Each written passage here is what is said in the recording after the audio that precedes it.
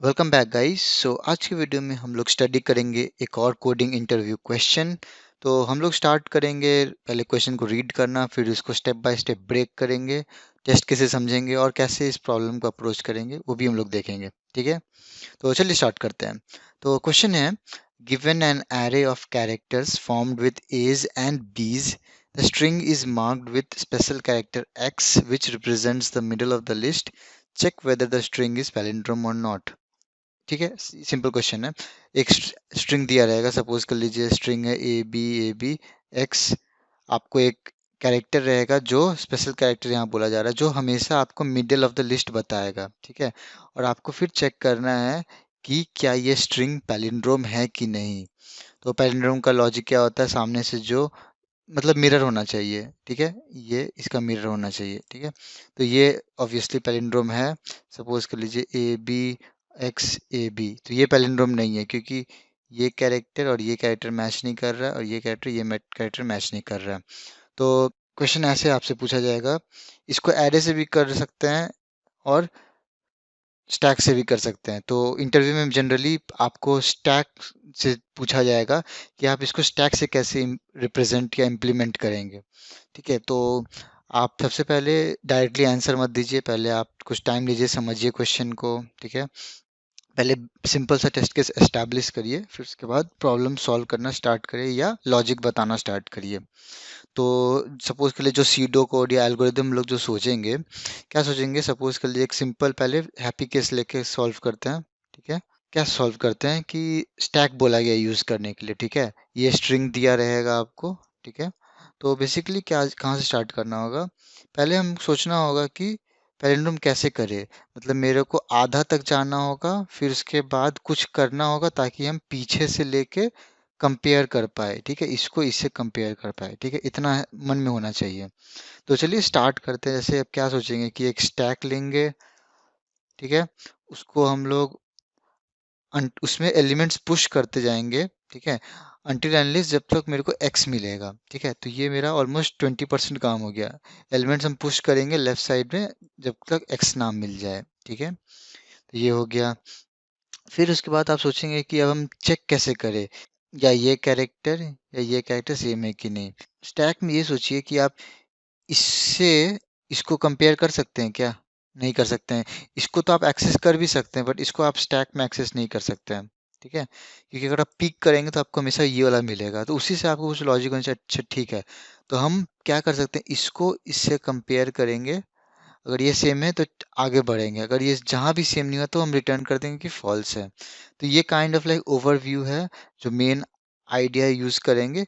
इसके अराउंड हम लोग और टेस्ट केसेस डेवलप करेंगे। ठीक है, तो इसी टेस्ट केस को हम लोग, ऐसी अप्रोच को हम लोग इम्प्लीमेंट करने की कोशिश करते हैं। ठीक है, तो ऑलरेडी में एक क्लास बनाया हुआ है। ठीक है, तो सपोज कर लीजिए स्टार्ट करते हैं हम लोग, पब्लिक स्टैटिक, और ये रिटर्न करेगा वेदर ये ट्रू है कि नहीं, तो सब बूलियन ले लेते हैं।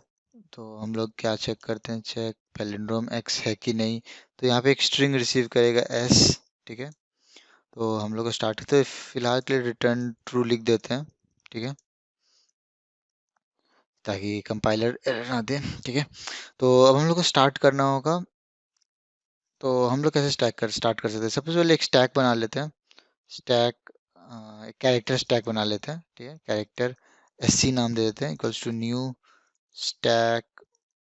ठीक है, अब हम लोग क्या करना है, हम लोग को अब तो इसको इंपोर्ट कर लेते हैं। तो हम लोग को अब ट्रैवर्स करना है जब तक एक्स ना मिले। ठीक है, तो इंट एक आई लूप वेरिएबल ले लेते हैं आई। ठीक है, वाइल क्या लिखेंगे, S C S dot character at I. ये तब तक आगे बढ़ेगा जब तक इसको एक्स ना मिले। ठीक है, और जहां इसको एक्स मिलेगा तो ये क्या करेगा, हमको अब पुश करना है। मतलब क्या कर रहे हैं कि हम लोग एक एक कैरेक्टर को स्कैन कर रहे हैं। जैसे ए बी एक्स था, तो अभी इतना फिलहाल इतना के लिए, तो हम ए को पुश करेंगे, फिर बी को पुश करेंगे, फिर ए को, फिर बी को, फिर रुक जाएंगे एक्स जहाँ मिला तो। ठीक है, तो वही कर रहे हैं यहाँ पे। इस आइटम की जगह हम लोग क्या लिखेंगे, S dot caret of I. ठीक है, और हम लोग को इंक्रीमेंट भी करना होगा आगे बढ़ने के लिए। ठीक है, तो अभी तक क्या हुआ कि हम इतना चीज हम कर लिए, ठीक है। अब मेरे को चेक करना है बी ए। अब मेरे को क्या करना है, ये एक्स के ऊपर जंप करके जाना है, एक्स को नहीं काउंट करेंगे। तो अब मेरे को यहाँ से कंपेयर करने का कुछ सोचना होगा। तो उसके लिए एक और इंक्रीमेंट आई को कर देते हैं, ठीक है। तो ये नेक्स्ट आई बढ़ गया, एक्स को स्किप कर गया, ठीक है। अब हम लोग को क्या सोचना होगा कि कैसे आगे बढ़े।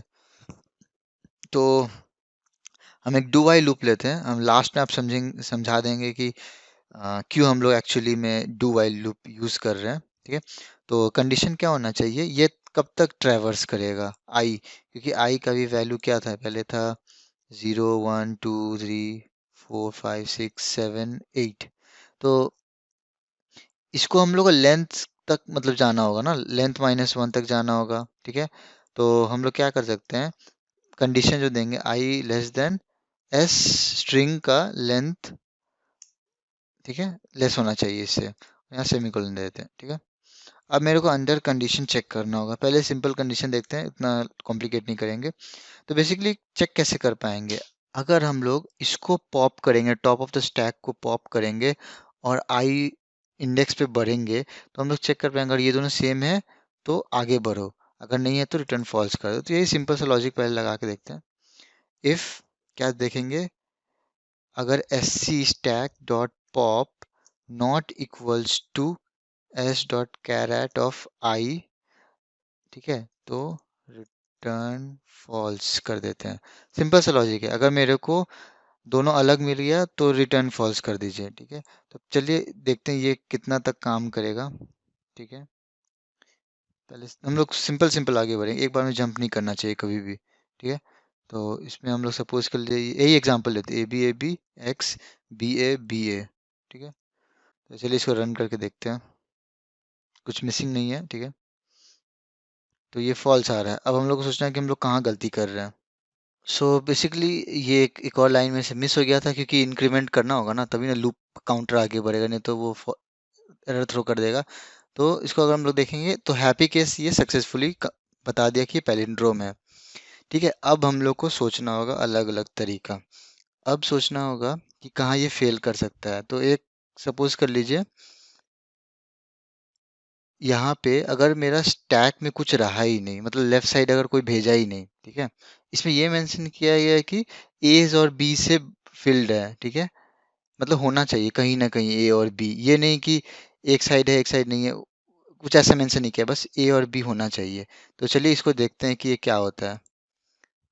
तो ये एरर थ्रो कर देगा, क्योंकि इसको यहाँ पे कुछ मिला नहीं, लेफ्ट साइड स्टैक तो है ही नहीं, और एस सी डॉट पॉप करेंगे तो ये एरर थ्रो कर देगा।